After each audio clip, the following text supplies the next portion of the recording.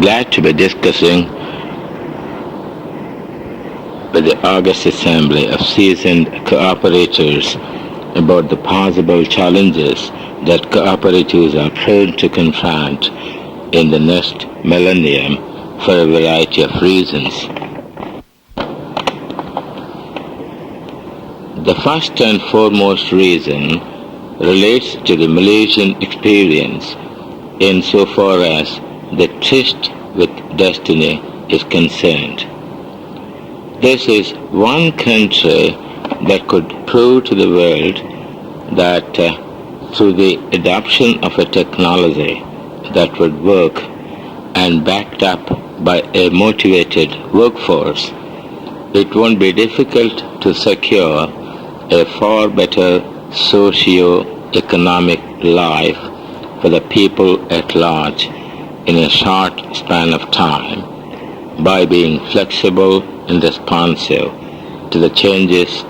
and by taking recourse to innovation, creativity, and entrepreneurship.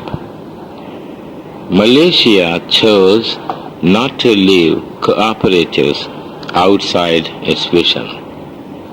with a view to enlisting optimum contribution from the cooperative sector to nation-building activity. The Cooperative Act was enacted afresh in 1993, apart from promulgation of fresh cooperative regulations 2 years later. Resultantly, cooperative governance had fallen in line with modern management practices. Several cooperatives could set up subsidiaries. Quite a few cooperatives were dissolved and reorganized as companies, facilitating sure and steady economic transformation. And a major chunk of close to 4,000 cooperatives were afforded many an opportunity to become partners in the country's overall development. Obviously, the cooperative movement had gone a metamorphosis, notably over the past half a decade. Well, the reason for this is not far to seek. It is the charisma of and direction given by one of the world's better-known statesmen, Honorable Prime Minister Dr. Mahathir bin Mohamad. The achievements of Malaysia's credit cooperative societies, several of which had opted to function as multi-purpose ones, are indeed laudable. Chances are that similar cooperatives elsewhere in the Asia-Pacific region might emulate their example in the days to come. And the second reason is that inasmuch as far-reaching changes are being brought about in international markets virtually with every passing day, notably because of the communications boom and the clearly discernible sway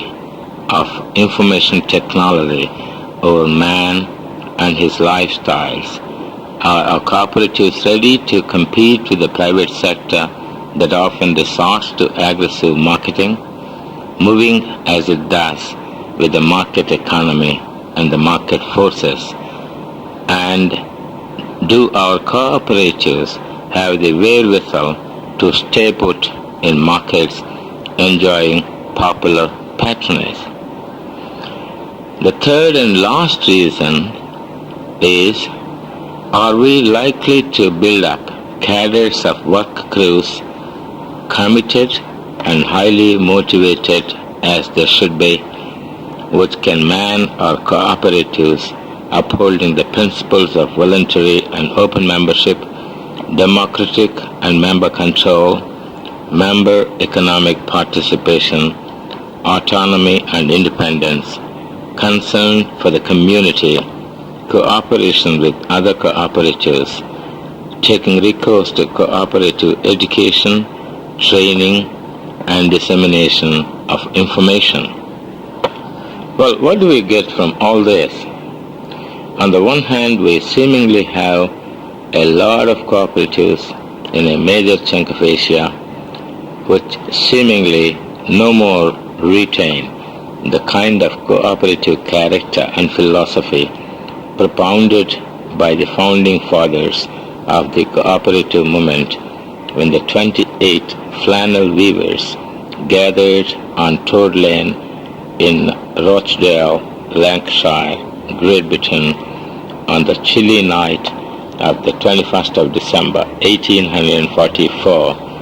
and had set up the Rochdale Pioneers Equitable Society with a view to avoiding the evil effects, including exploitation of their labor by middlemen as an aftermath of the Industrial Revolution, which left the mass of workers uprooted, isolated, and unprotected. This kind of a situation seems to have arisen over the past decades, both in the colonial days as well as in post-independent eras in most countries under question, an account of emergence of bureaucracy, officialdom, and corrupt practices, not to speak of political interference, resulting in several cooperatives becoming virtually springboards for leadership and idle workshops languishing under conditions of incompetence, lack of market orientation, and production planning, infested with working capital, raw material shortages, and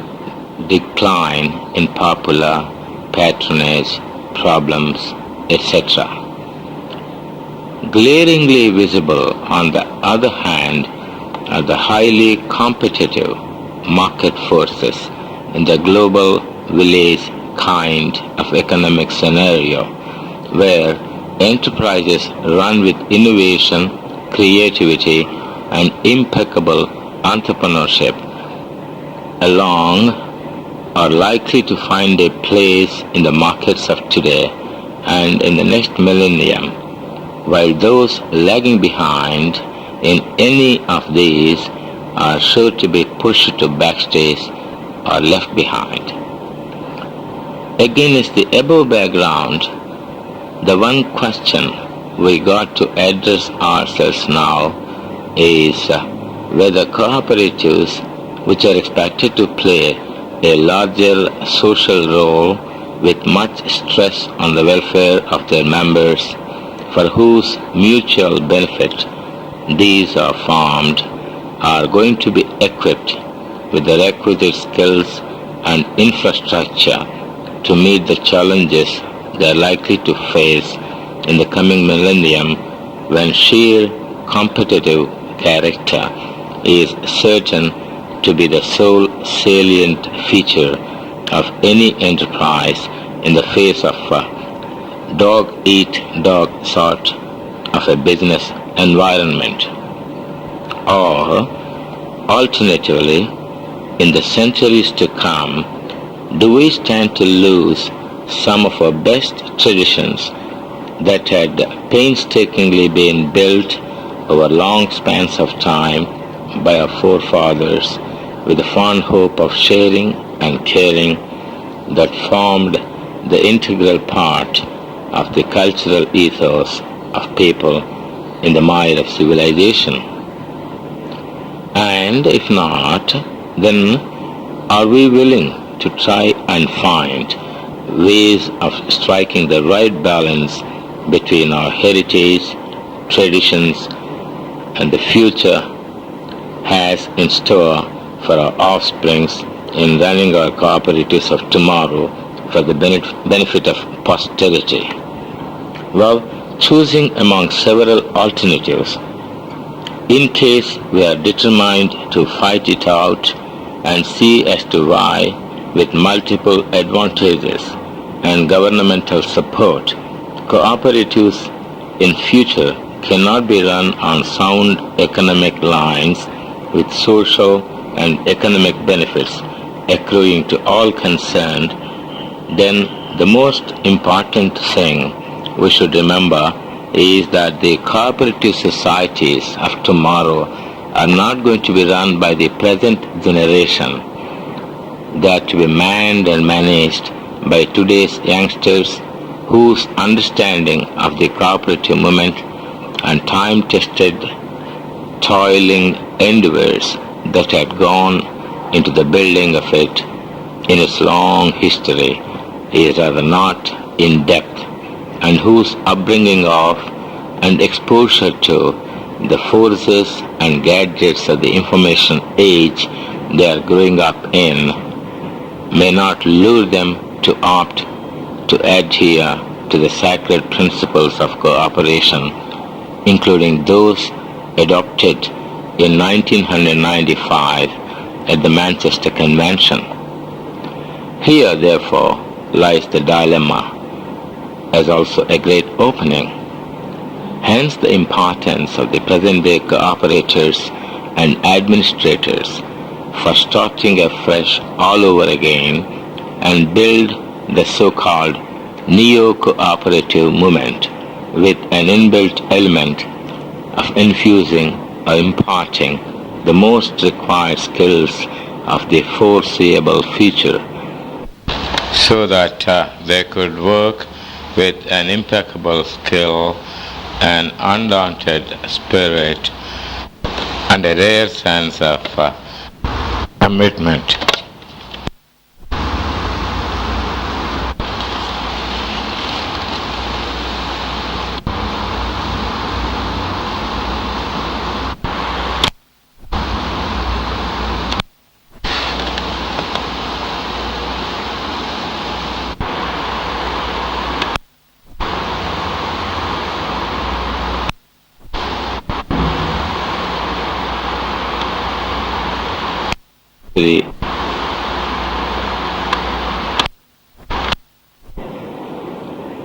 While we observed just now, there are of course threats to the very existence and sustenance of cooperatives on the one hand. We should be happy to note that the coming millennium also opens up umpteen opportunities to the cooperatives to flourish because of the better state they might be placed in thanks to the non-profit, mutual help, mutual benefit characteristics they have, which doubtless allow them to play a distinct role against the scenario of market economy, as cooperative societies can help to moderate the cost of living by offering goods and services at affordable and competitive prices based on their low cost of operation and marginal markups to meet the overheads. Self-discipline and self-reliance shall be their forte, and, what is more, such cooperative societies will surely come in handy to attract rural and also artisanal sectors as well as women to join them, form part of their workforce, and in the ultimate analysis become their unquestionable and undaunted strength. Thank you.